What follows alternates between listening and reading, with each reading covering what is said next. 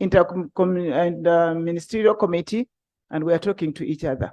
But friends, we still need your assistance. Thank you. Thank you so much. And on a serious note, government, you need to take note and take charge of the fiscal planning department. It's rotten. Cases here. They need prayers. Achut, Dr. Achut. Thank you, Right Honorable Speaker. And on behalf of the people of Lango, we also want to offer our congratulatory messages. For in Lango, we don't call it a Nalongo, but a Minrudi. So we therefore congratulate you for becoming a Minrudi. Right Honorable Speaker, we also want to thank you for the communication that you have made on AFCON. And as Lango Parliamentary Group, our desire really is that we remain united in this bid. I know there could have been some social media outbursts from some of our people, but that has not been our intention. However, our concern that we came out with today was that on the 3rd of October, when we were discussing the motion to pay tribute to Uganda for winning the AFCON bid, there was a statement that was read out by the Minister of State for Education, which was signed, and I have a soft copy on it. Within that statement, they said that government had made 6 commitments to CAF as far as AFCON is concerned. One of the commitments was to construct 2 additional stadia. And it specifically mentioned Akibwa, and then it says Buhinga or Hoima Stadium. And we had a very lengthy discussion. And the impression that was understood at that time was that Akibwa will be part and parcel of this bid. The change suddenly is what has created a lot of outcry and concern. And I really request, Right Honorable Speaker, that we sit and see how best to harmonize this. Because as we speak, 29 out of 30 MPs have really, come up with this resolution. It is our humble plea. You are our mama, you are our Minrudi. We really request that you help your members to see how best to handle this, because there's a lot of pressure from the 2.4 million people in Lango. Honorable Dr. Chut, Akibwa, I remember when I was in Kosase, I even arrested somebody we ordered for an arrest of somebody who had eaten money for Akibwa. And if there is any place to get a stadium, that is the place to get, because there is a history behind it. It has a history behind it. It's not that you want it. It is in memory of the late Obua. Now, that was a presidential directive. I also want to interest you in looking at the AFCON bid. If you want a copy, you can pick a copy from either my office or Deputy Speaker's office. That was filled. It has the checklist of what is required. But that said and done, that does not stop us from having that place constructed. We will have it constructed. Let's have it budgeted for. Let's appropriate and have it constructed. It doesn't require us to make noise outside there that you're addressing in press conferences. Honorable Nyakun is going to come tomorrow and start addressing a press conference for Karamoja that we also want. So you see that. Let's avoid that kind of thing, but we are going to have it in place. Buhinga is going to have a stadium. Whether yes, it's going to have a stadium. Yes, yeah. You want your people to hear you say something. Yeah, sure. Okay. Yeah. Thank you very much, Right Honorable Speaker Achiki. And I congratulate you for giving us twins and becoming a Nalongo. The people of Tora are very happy and they love you. Right Honorable Speaker, you mentioned something very interesting in your opening remarks. And this was about the children going back for holidays. And when we did our study, Right Honorable Speaker, we found that the country lacks sports facilities. So the issue of sports facilities that should occupy our young children, nurture their talents, is really a must, because in any country, the government plans for the younger population. So these issues of the stadium, they are issues that are they are obligations of the state. And I think we do not need to pull strings of really demanding for something which government must plan for. Luckily, when we made our prayer to the president as people of Toro for Buhinga Stadium, he came and even laid the foundation stone. And he promised the people of Toro to have the stadium. So luckily enough, the African comes on board. Now, Madam Speaker, I would like to draw your attention that when we are going to host the Commonwealth, the government suffocated other budget lines and ensured that infrastructure that is required for the Commonwealth to take course is built, and it took us a lot of money. I implore you kindly, Madam Speaker, that in the same spirit, after learning of the conditions of the African, government can direct resources specifically to fulfill those requirements, and this will boost the economy of this country. So for me, instead of tagging ourselves only to the 3 stadia, which are ready, and maybe the advantage of Hoima, we could say now, government, this is a chance, this is an opportunity. What is missing in Lango, what is missing in Toro, let us fix it. And then we have this stadia in place. That is our plea, and that's why I never called a press conference, because I have personally been engaging you, Madam, and you have been giving me good news, engaging the president. I hope that this discourse continues and the resolutions which we have made here in Parliament are respected. I beg to move, Madam Speaker. Honorable members, as I say, let's not discuss issues of AFCON. Let's not discuss issues of AFCON. It's an agreed fact that we'll have a number of stadia in different areas. It is also a fact that in the bid, there are specific issues. There are specific items that were raised. You must have 5-star hotel. You must have an airfield. A number of things that was put in the what? And those are things that the checklist that is being checked. And when people say that Hoima is getting, maybe Fort will also put up 5-star tomorrow.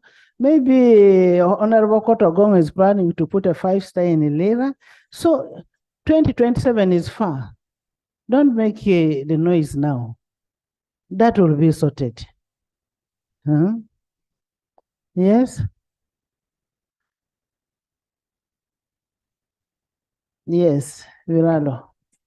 Thank you, Right Honorable Speaker. I would have been the first to congratulate you. Because it's the Salongo.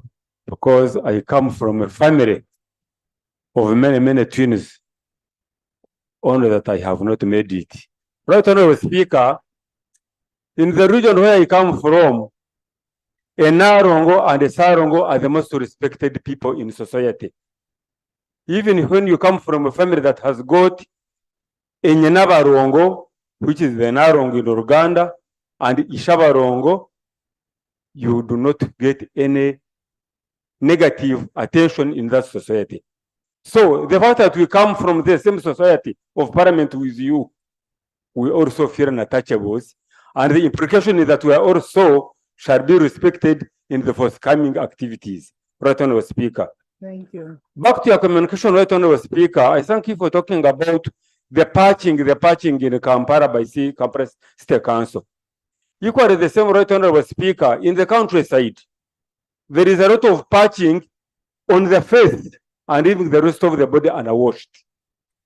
You know, when they patch these areas in Kampala where the guest is going to pass, they leave the behind, they leave the other streets and the other roads unattached. Likewise, the districts which are in corners, which are not on highways, Like from Kampala, Masaka, Mbarara, Bushenyi, Shaka, Kasese, there is some attention.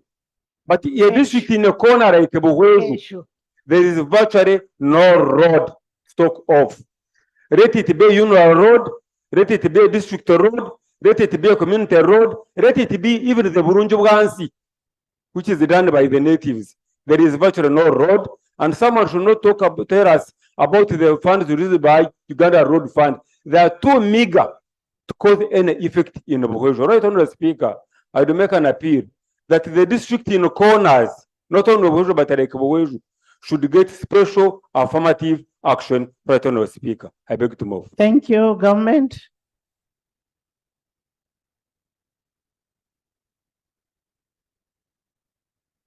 Right Honorable Speaker, we all recall that recently this parliament had a very, very long debate, especially on infrastructure and specifically roads. In all districts in Uganda, in all cities and all municipalities. And you personally played a very, very key role, even in changing the earlier guidelines that had made emphasis on we wanted maintenance, but the Ministry of Works wanted something else. And all of us as members of parliament are members of the Roads Committee.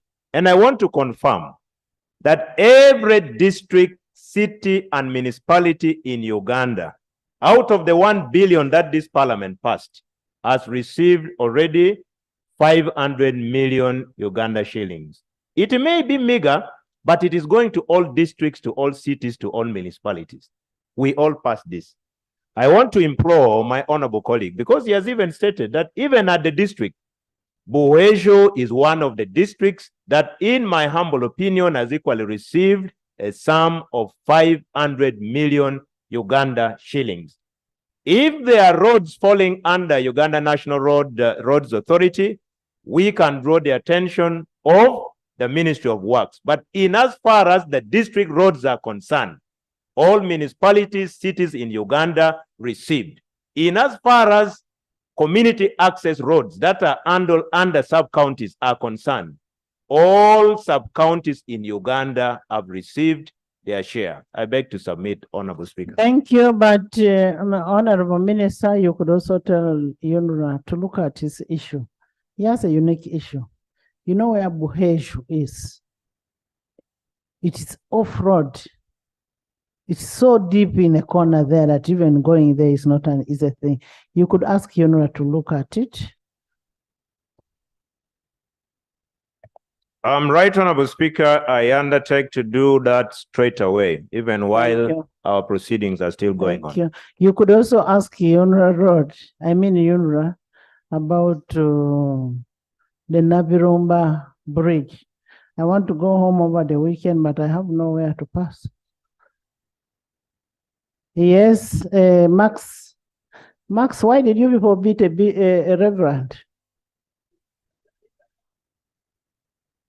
Catholics don't behave like that.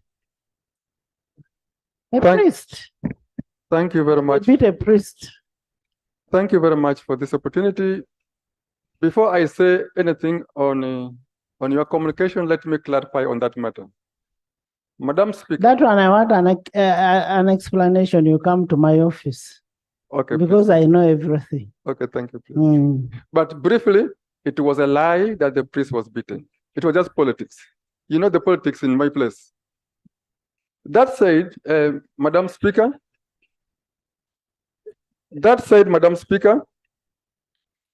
allow me first of all,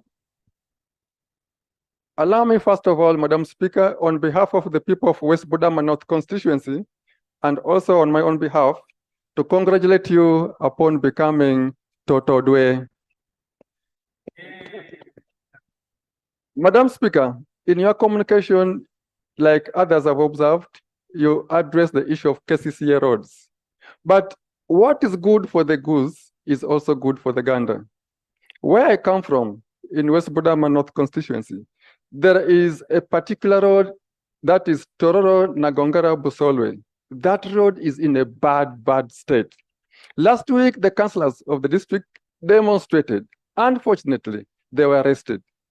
And it took me on Friday to go and try manually by myself to try to patch up some places. Could you help me address this matter to the Ministry of Works such that they can prevail over UNRWA to go and do an emergency repair on this road? I will appreciate. You have information from Busole? Yeah, thanks very much, Right Honorable Speaker, and thanks very much, Honorable Max, for giving way. Right Honorable Speaker, on behalf of the people of Bunyole West, Butaleja District, and on my own behalf, I want to congratulate you for becoming a Navajoana. that is in Bunyole.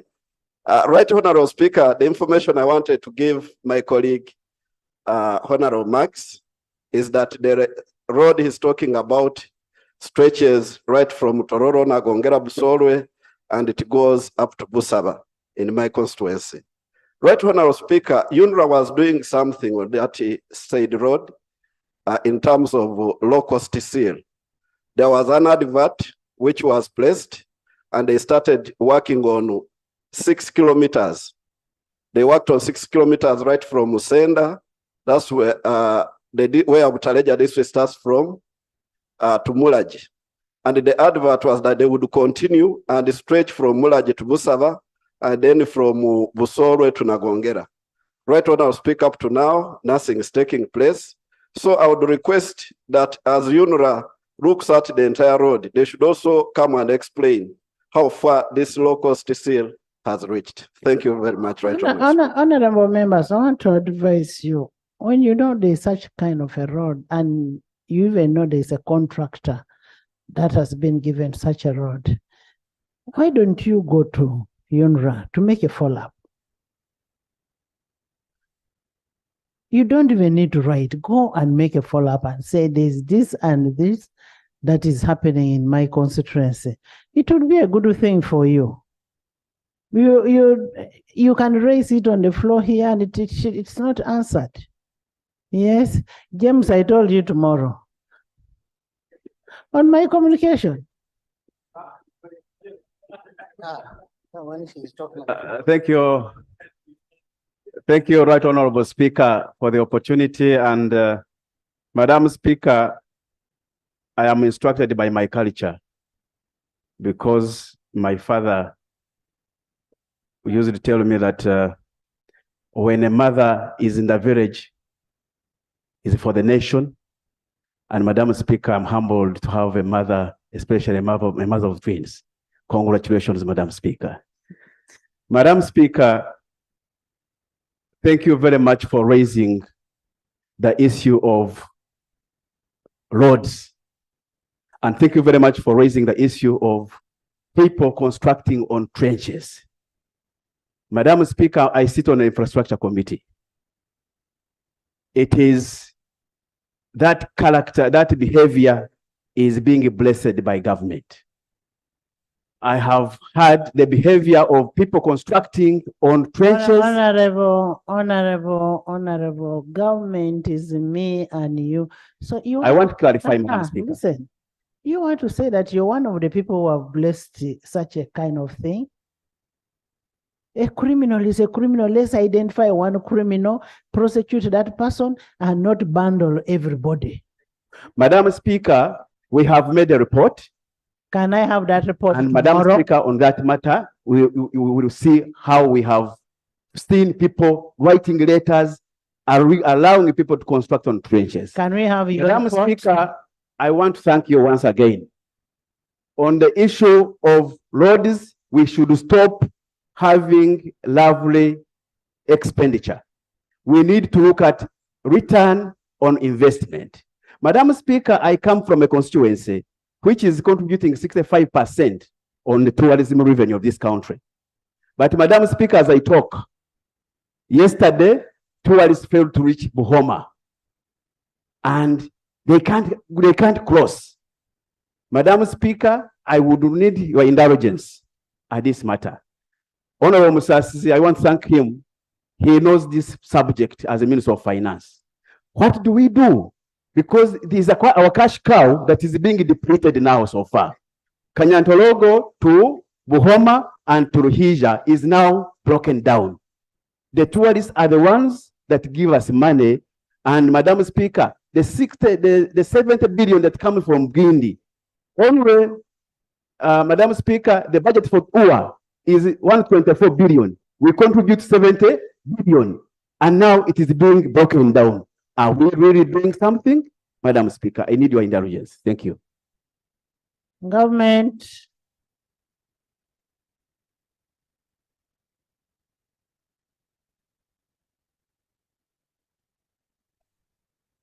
Right Honorable Speaker, without any doubt in my mind, we are all aware that the Mother Nature has gotten annoyed with us.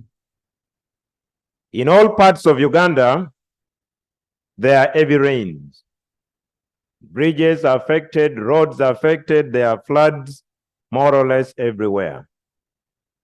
But just like you were interjecting when the member was submitting, how I wish you could direct them, since he stated that their report is ready, and you even indicated that the report can be presented tomorrow, such that we have a comprehensive and structured debate on the report of a parliamentary committee, because I could hear you interject. And we promise that the ministry in charge of the sector will be available. But honorable colleagues, all said and done, the Ministry of Works and Transport, including UNRWA, needs our additional support in terms of funding to handle the emergencies that are currently happening in the country. Thank you. Honorable members.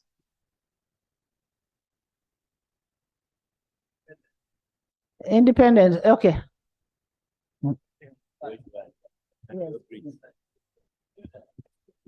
Independence. Thank you, Right Honorable Speaker. My mom is a twin. My brother has twins. I have one. Congratulations.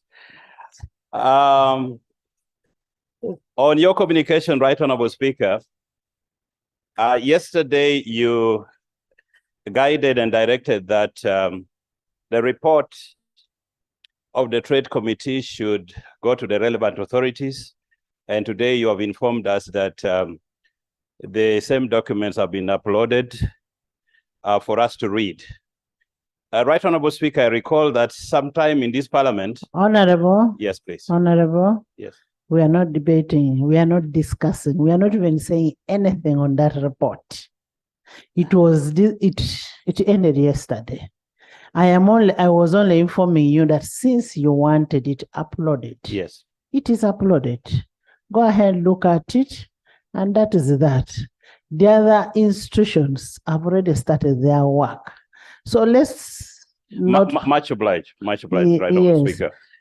Secondly, on the issue of roads, I think Kampala has suffered a lot of lack of funding, and we only do a knee-jerk approach when visitors are coming for us to start patching up as we are doing now. Right Honorable Speaker, I would like to urge my colleagues that I think it's time for us now to plan appropriately so that we can fund Kampala, because this is our place, this is where we live. We don't have to wait for visitors, we just have to put more money so that we deal with Kampala roads. In terms of district roads and community roads, Right Honorable Speaker, I'm the chair of Otuke District Road Committee in Otuke. I want to salute my colleague, the Honorable Minister of Finance, for actually releasing money in time. We have had meetings, and as a committee, we are doing quick interventions of the district roads and community roads so that our people actually have the roads they deserve.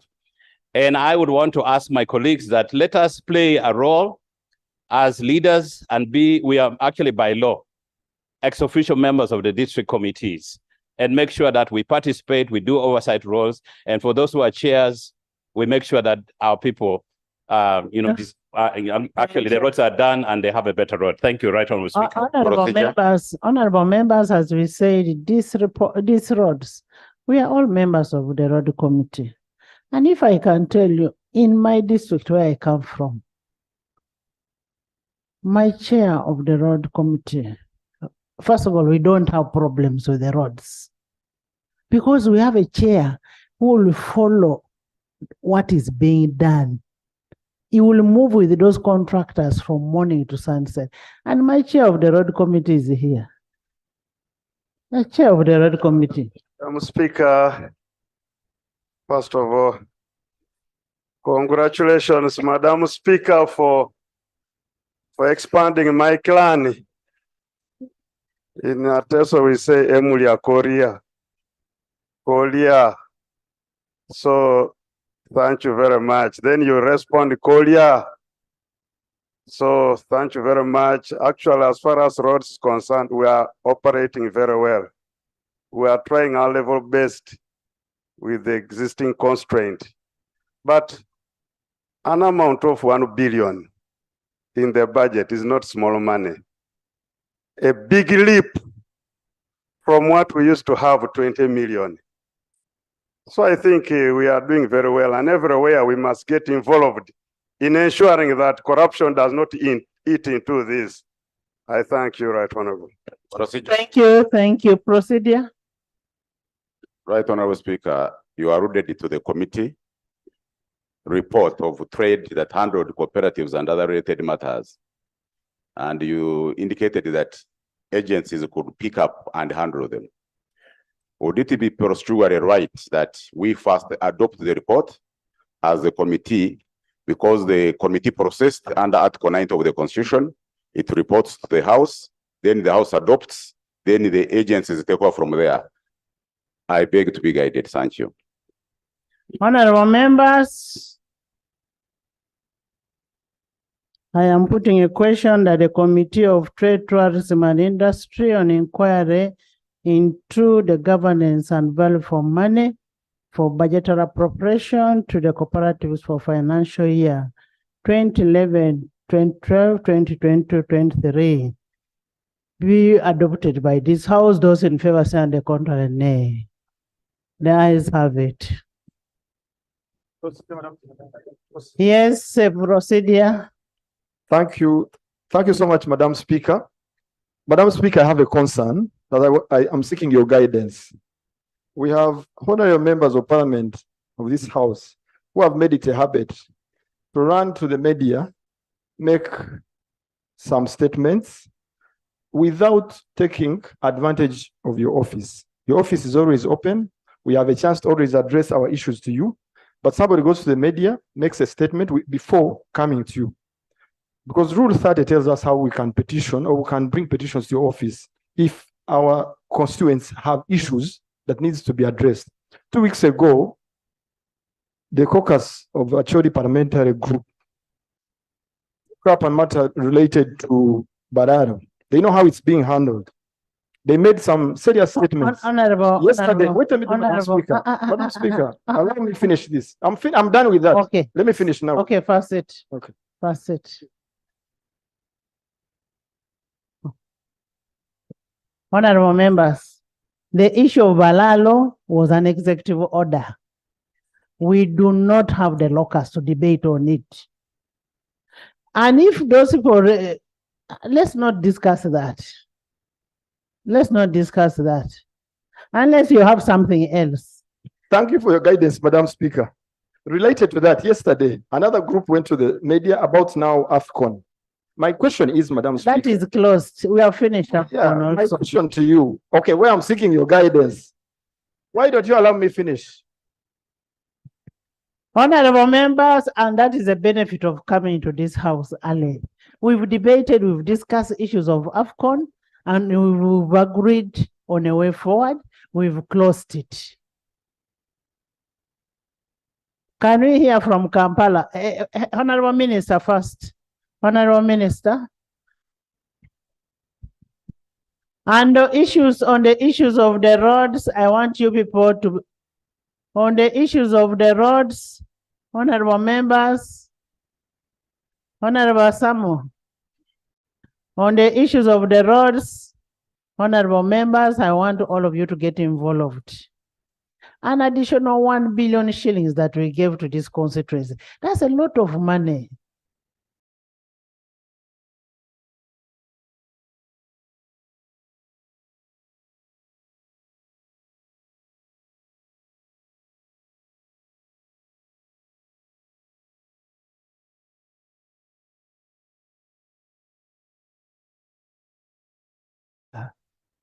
The money has gone, finance, haven't you released the money to all constituencies? That's why is Alex saying it is not there?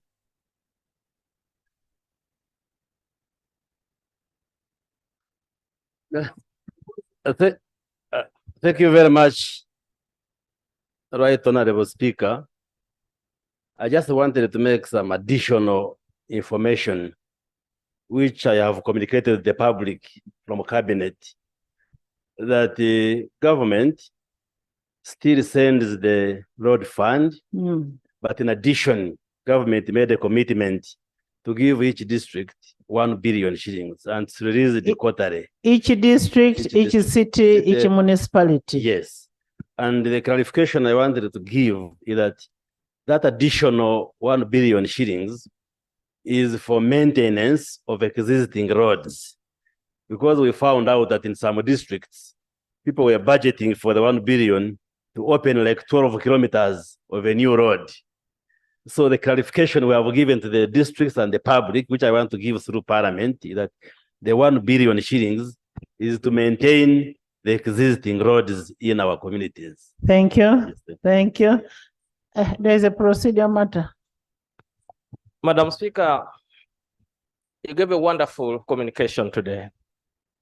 You hit almost all aspects of life and majorly of the police force, whereby you say that it is not good for utilities like water and electricity really to be denied to hospitals and police barracks, because I've never heard about army barracks since they have their spokesperson here. Madam Speaker, I brought here a matter concerning Exodus.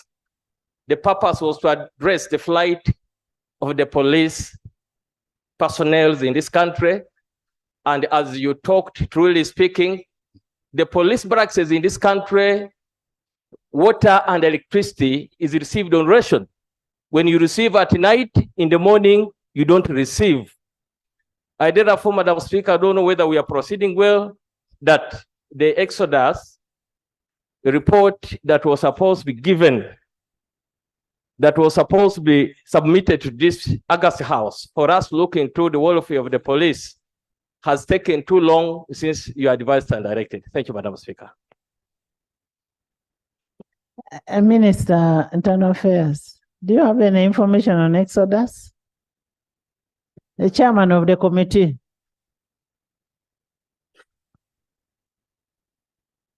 Right, Honorable Speaker, even this morning, the Committee of Defense and Internal Affairs held a meeting to consider a draft report of the Exodus. Last week, in the Business Committee, 2 weeks ago, we confirmed that we are on course. I can pledge that this report should be ready next week. We are listening to the cries of the police officers, the savers, and our brothers. And we are considering it, and we are leaving no stone unturned. Thank you. Thank you. Thank you. Honorable Minister of Internal Affairs, when we were communicating here, we had an issue in regard to the water, electricity, on the welfare of police officers, where they stay. Some of them don't have water, like you've heard what Honorable Macho is saying. They ration. Water is there in the morning, in the afternoon it's not there, it's in the night it's not there. What do we do? When you look at, maybe you need to borrow a leaf from the army barracks.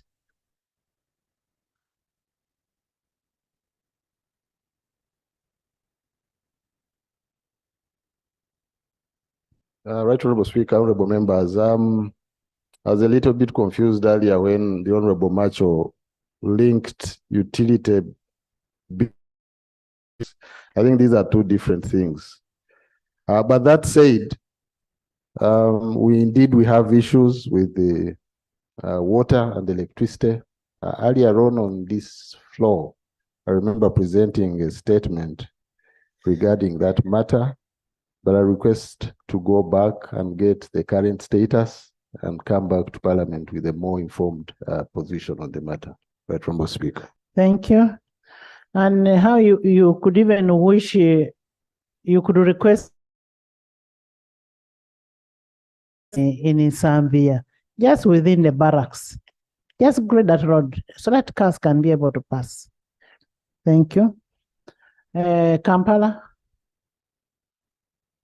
Hey, the minister. Okay. Thank you so much, Right Honorable Speaker. Right Honorable Speaker, through you, I want to thank you for this opportunity so that I can say one or two things that are pertinent. One of them is, as I have heard the Honorable Kampala, my son, say Senga. I thought the record would not be right if the Senga, I don't come here and join my other colleagues to express the joy when I heard that you had the baby, the twins, the Wazukuru, you added on the Wazukuru list. Thank you, Senga. It was a moment of joy, personally, and I knew you knew how I felt. I wish you and the baby and the daddy all the best. Another issue, Right Honorable Speaker, is that on behalf of all members of this Parliament and other people outside there, your passion, your selflessness to touch hearts of many. They have been saying you are mother. You are not only a mother. I think this week as you came in, you were seen going to the hospital to check on our colleagues. As a Minister of State General Duties, I am aware, me inclusive, how many people you have saved and touched to ensure that they have good health. Very passionate indeed. I've been here for some time, but this is your passionate, your humanity. You have not added other people to the population, the babies, but you want to see everybody. You cut across to care.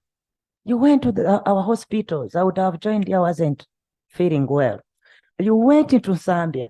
Every person, even you reach out to them in their homes, even the hospitals. If I didn't say these words today, maybe I would not feel happy. I'm very happy on behalf of each and everybody, even Ugandans, the way you care about everyone, the way you care about every person to ensure they have good health. You don't care whether they are from which part, which opposition, which ideology, as long as that heart, I commend you. And I request, I know, by God's guidance, you will continue. It's your passionate to touch many. Thank you so much, and God bless you. Amen. Thank you so much, Senga, and I wish you a quick recovery. Thank you.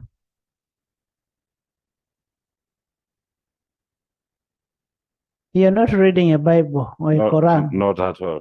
Thank you, Right Honorable Speaker Nalongo. And Honorable.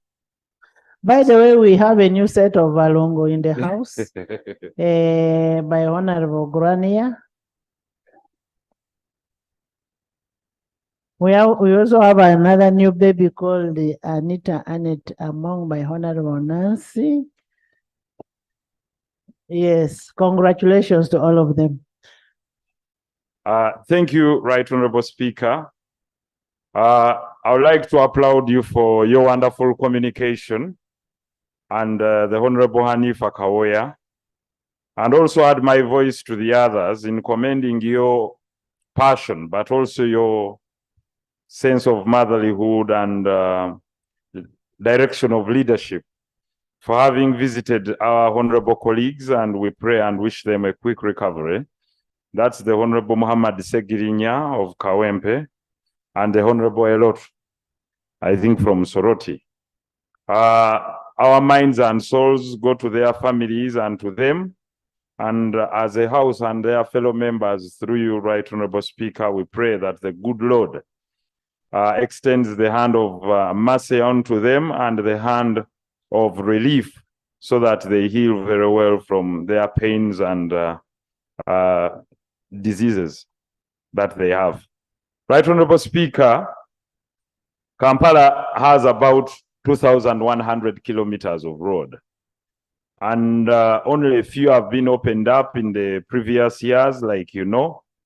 But I applaud you that when we sat here during the budgetary process, you put your foot down and you said we have to increase funding to Kampala. And that as well goes to this August House and the Budget Committee. Right Honorable Speaker, what we are seeing is partly the fruits. We can only harvest where we've sowed. If we invest little, we harvest little. If we invest a lot, we acquire a lot. Right Honorable Speaker, Kampala was designed as it is to only cater for 45,000 vehicles. That is including motorists and vehicles which we can call cars. And by the time it was declared a capital city, we had a functional railway line that you all knew, which is partly now not functional, like you all all know at the moment. But we would also like to say that the roads, most of the roads in the city have outlived their usefulness. And this patching you see is like an old man, someone with an old cloth. You keep patching and patching until you can't patch no more. I remember when we came here the other time, we talked about the status that is shaming to all of us. Wherever you pass, everyone's car arrives here when it is muddy. And the reason is, for as long as the funding of the city is still low, that is what we shall reap. There is no shortcut. But, Right Honorable Speaker, I went to the people and consulted with them, and I spoke it here. I think I also talked about it the other time, and asked the people that, would you be willing to pay an extra levy on fuel to upgrade our infrastructure? And all the people were positive. And they said, it's we who drive these cars on these roads. We are much willing to see the face of our city, looking as the cities of our neighboring countries, because it's shaming to every individual that is in this country. And people are willing to pay. That's why people are willing to pay, Right Honorable Speaker, for the express highway. Because Ugandans want beautiful things and are willing to pay an extra coin to attain them. Now that the basket of goods and services that we have from our revenue is small, we can stand here and come up with an entire debate on our infrastructure and how to find this money. Then secondly, Right Honorable Speaker, this issue of patching, I agree with you. It has increased the disruption and traffic in the city. The recent report showed that we lose about 1,400 hours every year in traffic. 2 hours coming to work, 2 hours going back home, a maximum of about 4 hours. Because 90% of the people that work in the city do not necessarily live within the city center. Now, what happens? You lose 4 hours, probably for 300 days. That is about 1,400 hours. And that's an equivalent to about 50 days of not working. So at the end of the day, URA loses revenue. Can you conclude? Okay. URA loses revenue and etc. Right, Honorable Speaker, I would like to implore this House that we come up in a bipartisan manner and discuss the status of our country's infrastructure with view of finding a position of how we can improve it. Because for as long as it's not good, there is no investor you're going to convince to come and work in this country when the road network is poor, when the railway we talked about is not functional, We've talked about the SGR, we've talked about the light rail. All the other countries have done their they have perfected the art of improving public transport. Look at Tanzania on its SGR, look at Kenya on its standard gauge railway, Uganda for the last 11 years when we launched it, when the presidents launched it, we have nothing. So we must sit down and box ourselves in the corner and say we need better infrastructure so that the people that pay tax can really feel that there is a parliament and that there is a government. Thank you. Honorable Unsereko, as government, I know government is still able to fund all its infrastructure, whatever, whether hospitals or whichever. We are not going to start soliciting for money that let's contribute. There's a way we can get money through taxes and whichever, but let's not go soliciting for money to help government. Government has not declared itself that it cannot be able to do that. When the potholes were on the road going to my home, you helped me and started punching them for me. You did it voluntarily on your own, but let's not be the ones to go out that we cannot be able. We have the money. We cannot say that we don't have finance. Give us a position. The people of Kampala are much willing, and the metropolitan, to pay an extra levy that is levied on. That's where the economics comes in. It's okay. That's where the economics comes in. As an economist, that's sit down. Chigongo, sit down.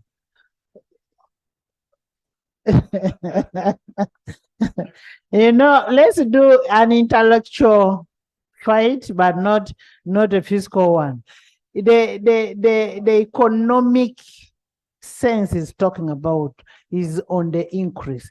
You continue, Honorable Minister. He's one of the most serious ministers, by the way. Thank you, Right Honorable Speaker. Right Honorable Speaker, to cut the long story short, because I want to leave this house when my friend is happy with me, we have enough money to meet our priorities of government. We don't have to go around soliciting. Yes, Madam Speaker, as you can see, we have provided all this money which is making us get inconvenienced with traffic jam because the Kampala roads are being repaired. And all this is government money. And I want to commit before this House that as and when there is a need, we still have capacity to finance our infrastructure and other obligations of government without necessarily soliciting or adding unnecessary levies. Madam Speaker, taxation should not be looked at from one angle of raising revenue. We need to also look at its impact in terms of you want to generate revenue, but also you want to growth, and also you want to make your people comfortable. So these unnecessary levies will make our people uncomfortable, and we cannot take that route, Madam Speaker. Thank you. Honorable members, the status of Uganda infrastructure requires answers to the following. One, do we have the National Fiscal Development Plan in Uganda? The answer is no, we don't have. Two, do we have the multi-modal transport infrastructure plan in Uganda? And the executive should be able to address this. When that is addressed, then we'll be able to resolve all this. I've seen the Minister of Agriculture, and as Parliament, we shall do our work appropriately once that is handled. Yes, Honorable Minister. Right Honorable Speaker, Let me also take this opportunity to congratulate you and all these other Ugandans who are increasing our population. We wish many more returns of the activity. Having said that, Right Honorable Speaker, we do have a national physical development plan.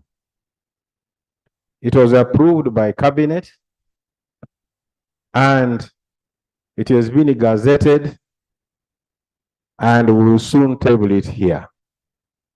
But even before that, we are already working with a number of districts, and if I knew, I'd be able to bring the number, more than 15 districts and the cities. Dr.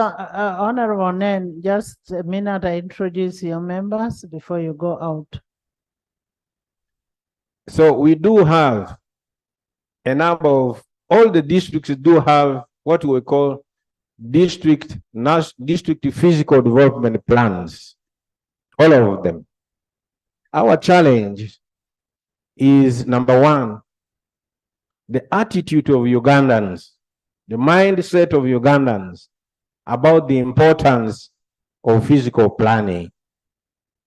They think you can just do things the way you want, and except when the results are negative. And they've already been seen. Like Right Honorable Speaker, you have guided a lot of things which are happening in Kampala here, the drainages. These are all the results of not following the national the physical development plan for Kampala. Once that is followed, we'll be able to alleviate a number of these. But having said all that, we're organizing a national launch for this physical development plan for the whole country. And soon you'll be informed, and we'll require our colleagues to follow up the process of implementation.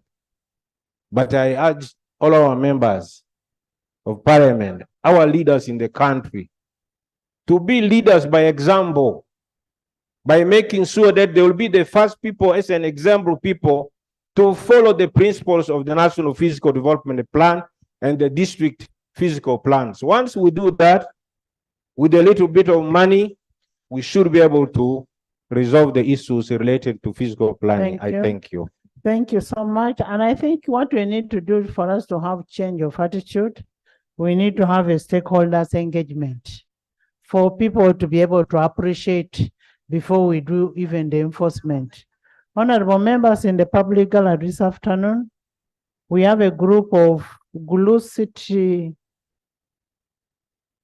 officials consisting of the civil society organizations, the lawyers, victims of survivors of LRA. They are here and they are represented by Honorable Mapendusi Ojara and Honorable Onen Charles. Father here, and the father you see there is a very good member of parliament. And Honorable Ojara Mapendusi. They are very, very good members of parliament. You're there, Secretary, in the constituency. You want to thank you so much for coming, and you're welcome. Join me in welcoming them. You have very good members of parliament and bring them back. Honorable members, can we move to the next item? We have a bill that we must pass. Item 3, laying of papers, the annual macroeconomic and fiscal performance report for the financial year 2022-2023. Honorable members, pursuant to Rule 30 of the Rules of 31 of the Rules of Procedure, I hereby invite the Minister of Finance and Economic Development to table the report. Thank you, Right Honorable Speaker. Right Honorable Speaker, pursuant to the rule you have just stated, I beg to lay on the table the macroeconomic and fiscal performance report for financial year 2022-2023. I beg to read. Thank you. The report is accordingly referred to the Committee of Budget for scrutiny and other committees for information. Next. Item 4, statement by Minister on the commemoration of the International Day of Persons with Disability, due on 3rd December 2023. Honorable Minister of Disability, inclusion is a very vital precondition for protection of human rights and realization of sustainable development goals, peace and security. And pursuant to Rule 52.1 of the Rules of Procedure, I invite Honorable Minister Helen Asamo to come and give us a report to that effect.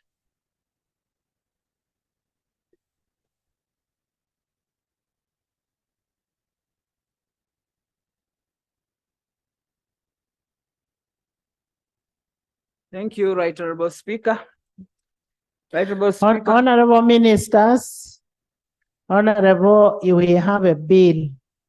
We need quorum, and we are going to the bill next after this. Yeah, thank you, Right Honorable Speaker. Right Honorable Speaker,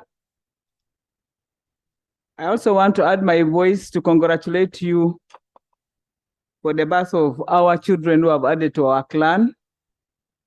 As Honorable Shaggy said, as the Teso clan, we are very excited. Around Totodwe. Thank you so much.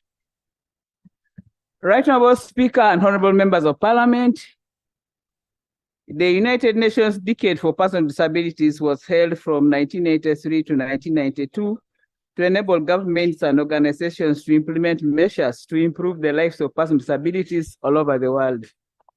On October 14th, 1992, as the decade drew to a close, the UN General Assembly proclaimed 3rd December as the International Day of Persons with Disabilities. This day was first observed on December 3rd, 1992. Right Honorable Speaker, I want to request that I go to the real day so that I save time for some of the things that we need to discuss. The other past things can be handled by the members. I will only go straight to look at the theme. Right Honorable Speaker and honorable members, the national theme for this year's celebration of the International Day of Persons with Disabilities is the role of innovation in disability inclusion. These have been derived from the global theme for this year, which is transformative solutions for inclusive development, the role of innovation in fueling an accessible and equitable world. Right Honorable Speaker and members of Parliament, this year's theme is in line with the principle of leaving no one behind, as highlighted in the Sustainable Development Goals, NDP 3, Vision 2030, among other frameworks. The theme focuses on the need to raise awareness and exchange good practices on the importance of innovation as a tool to increase the possibilities for persons with disabilities.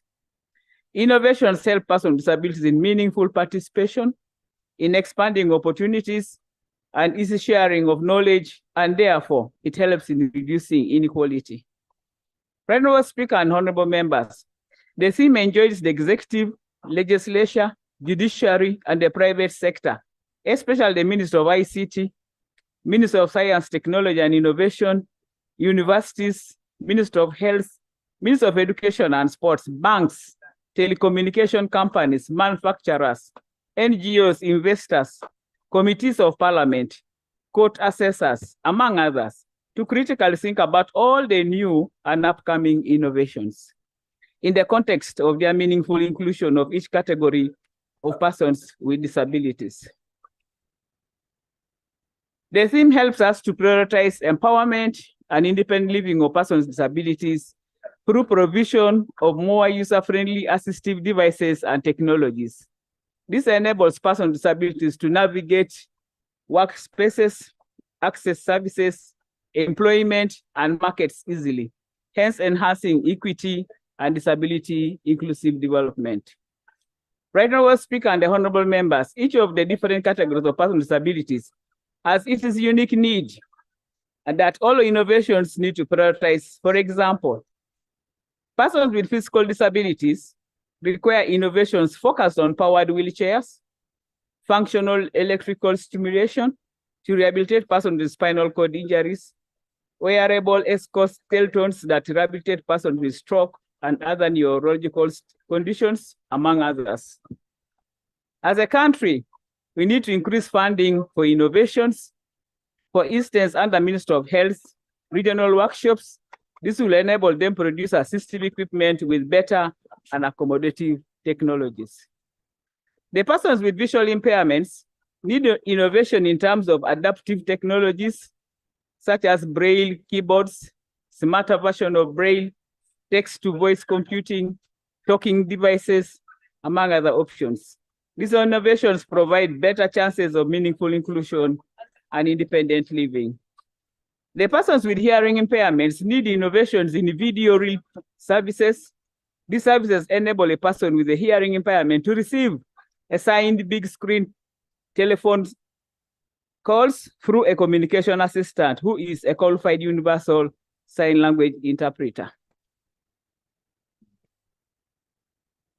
Similar means of education and sports need to explore innovations such as online sign language tutorials for secondary schools and signed audiovisual copies of the curriculum to mitigate the current teaching gaps in sign language.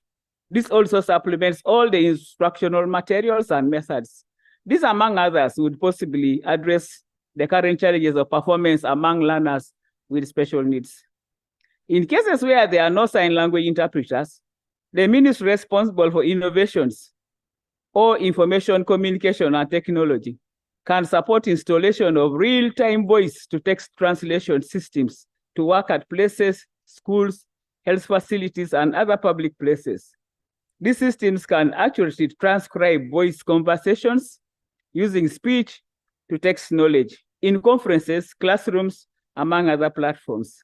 These innovations will slowly promote independent living, especially among the educated category of persons with hearing impairments.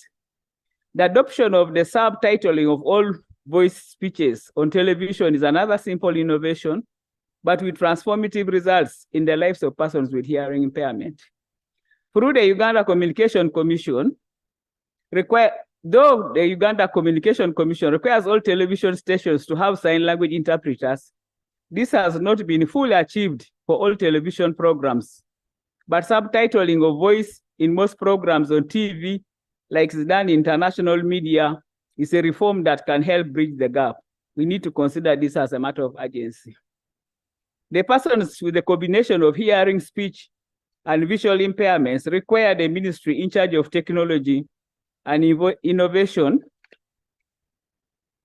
to prioritize the area of tactile technology. This helps people with hearing, speech, and visual impairment communicate. It's an innovation that strives on the sense of touching and manipulation of hands between a helper, a person with such a disability. This is very transformative in the lives of persons with a combination of three impairments. The persons with albinism require government agencies like Uganda Pharmaceutical Industries and other local scientists to prioritize products such as sunscreens, face balms, among others, which are currently imported and very expensive. Persons with spina bifida condition require innovation in the local production of affordable organic diapers, among other materials, to strengthen accessible care for children with this category of disability.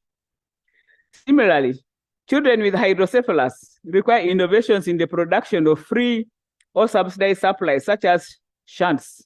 The shunts are medical tubes used in health facilities to drain extra fluids from the head of children with hydrocephalus. Most parents of such children cannot afford these critical supplies, yet they are not adequate in our health facilities. The person with short stature require government intervention to make adjustments for reasonable accommodation.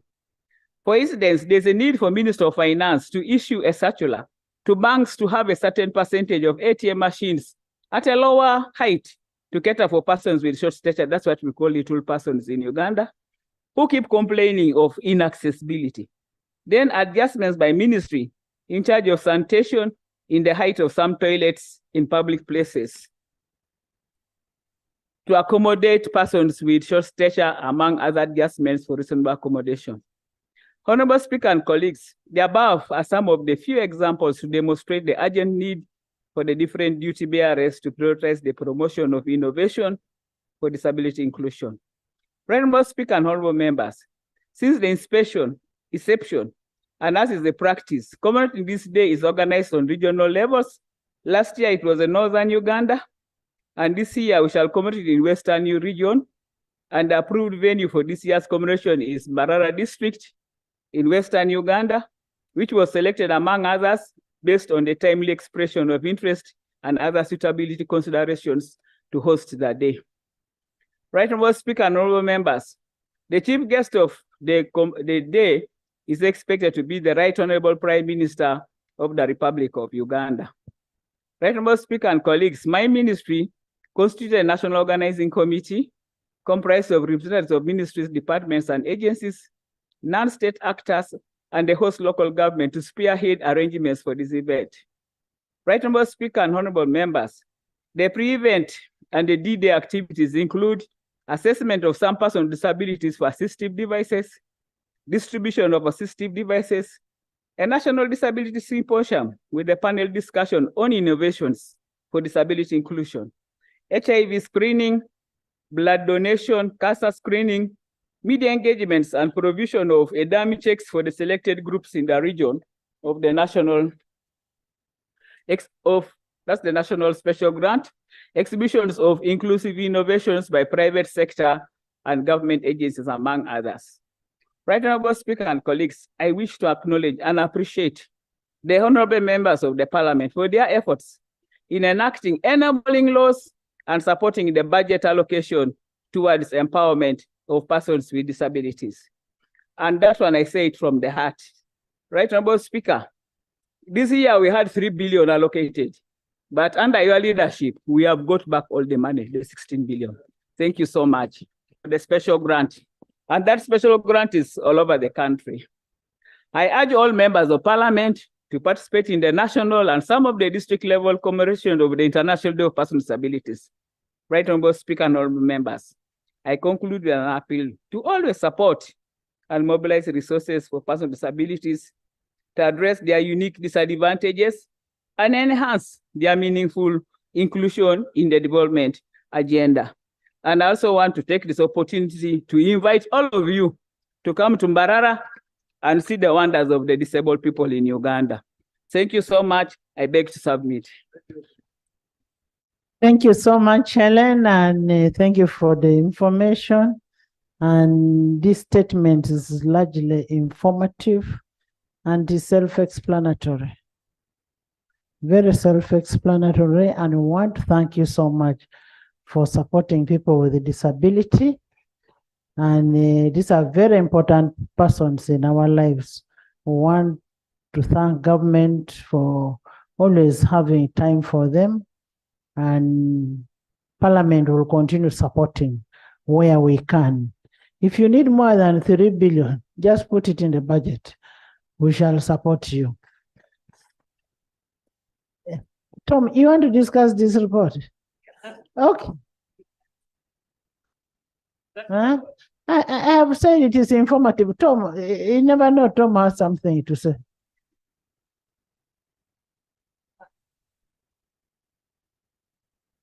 Thank you very much for the opportunity, and thank you very much, Honorable Minister.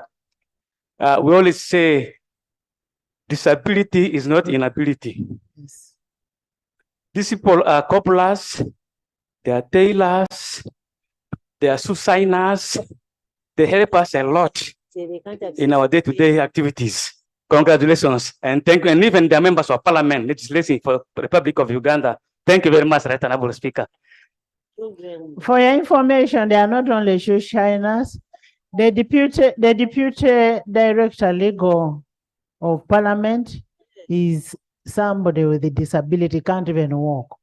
And we made sure for us to have an inclusion of persons with a disability, we had to give the gentleman that high job of a director legal.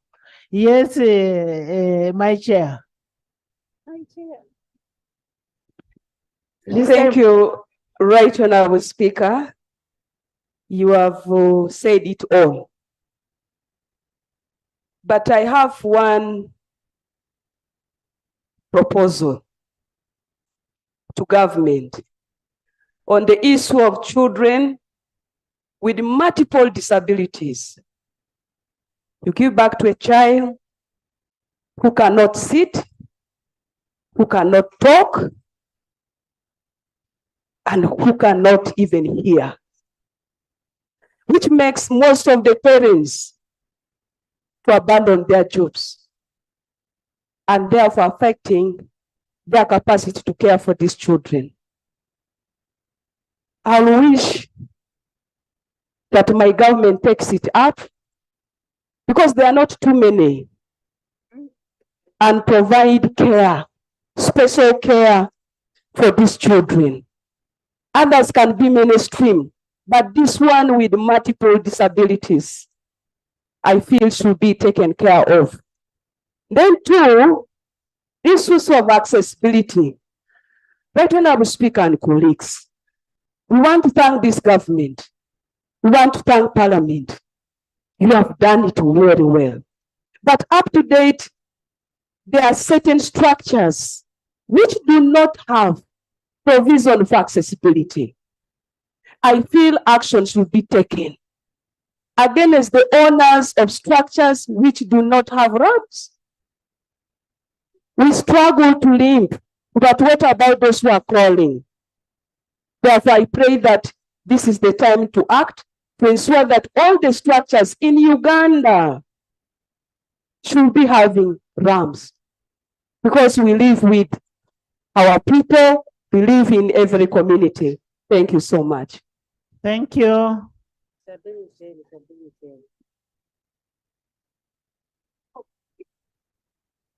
Not you. I'm only giving people with a disability. Thank you. Thank you, Madam Speaker. Unless you show me what is disabled. Thank you, Madam Speaker. I want to speak about two issues. One is the issue of assistive devices, which means wheelchairs, white canes, hearing aids. Every member in this parliament thinks the five of us have those died. And for us to deny people wheelchairs, crutches, is to deny them legs. Right Honorable Speaker, if I don't have my crutch, you will never see me in this parliament. I can't do my job. While we thank government for all the efforts, the special grant, the PDM, but how will a person with disability without a wheelchair or a crutch? Second thing that can liberate a person with disability is education. Right Honorable Speaker, members here can testify that most of the schools in our districts have no facilities for children with disabilities. Instead of going up in the promotion of rights of persons with disabilities, Right Honorable Speaker, the country is going low. Madam Speaker, that all schools in this country, at least one school per district, must be accessible to children with disabilities. Otherwise, we are raising a generation of people with disabilities who are not educated, who will later become a big burden to the country. I thank you, Madam Speaker. Thank you so much, and let that come as a motion. Gender, we need that motion in place to be brought, and we give an instruction to all schools, irrespective of whether they are government or private. If they cannot abide by what we are saying, then we will not allow them to operate. Mpindi, Gender, you want to say something? You'll say it last. The record that we are not receiving 3 billion. In the budget, they had actually budgeted for 3 billion. And when we came to your office, you helped us and we went back to 14 point something billion. And we want to 16 billion. We want to thank you for that. But Right Honorable Speaker. And all the persons who are disabled in this parliament have aids who are paid by parliament. But Right Honorable Speaker, we have a serious issue about the Ministry of Gender. We have our land for persons with disability in Rweza, but we have received information that the Minister of Gender is conniving with some mafias to say, request the Ministry of Gender to give a detailed report about the Rweza land, which is going any time, and that is a serious issue. Honorable Minister of Gender, is it true that you're conniving with mafias?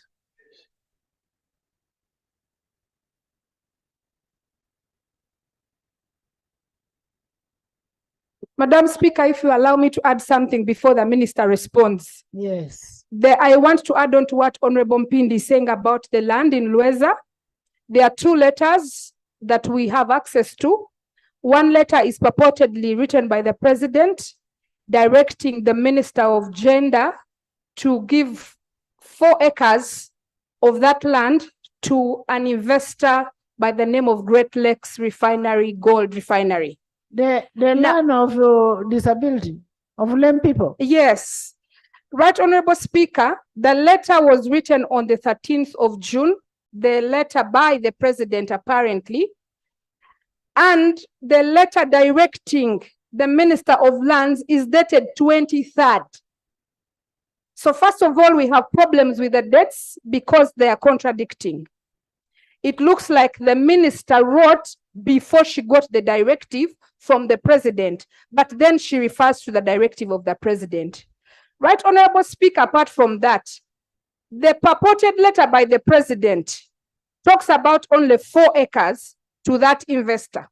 However, the letter by the Minister of Gender goes ahead to allocate more land of the Rweza land for people with disabilities to other companies, including a company that is supposed to build accommodation for the GROW project. Right Honorable Speaker, we're asking ourselves, since when did we start building accommodation for projects of government? Right Honorable Speaker, it's not only the land in Rweza.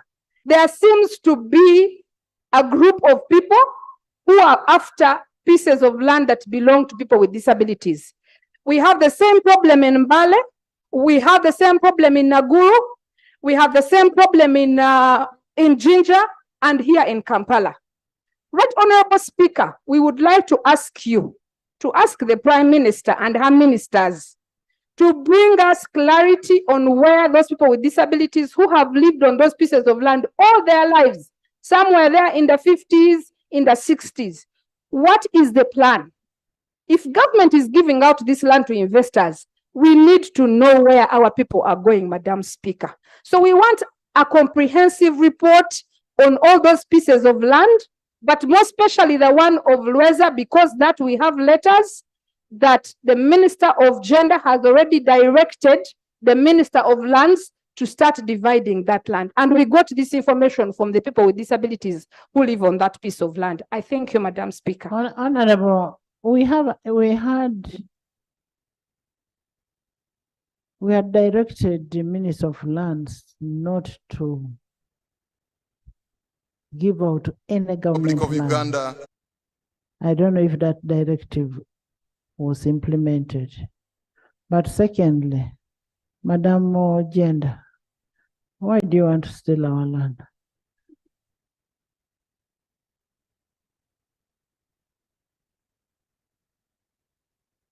Right Honorable Speaker, I want to thank the colleagues, especially my fellow members of Parliament, who have brought this issue. I want to say, as a minister in charge of disability, I have no copy of letters, even written to me about the land. Yes, neither the one of the president, nor the one the minister is directing people to get the land, my senior minister. So I would think that the senior minister and the senior minister of lands should really brief the House. So can we have a report on the issue of the land on Tuesday on this floor? Okay, Right Honorable Speaker, I think both the Minister of Land, who is in charge of the distribution under Uganda Land Commission, and the Minister of Gender, Yes, maybe they will give us a better portion. I will take the message. Government. Thank you. Let government make a commitment. Yes. Added to the police force today to imitate Cornelius, who in the Bible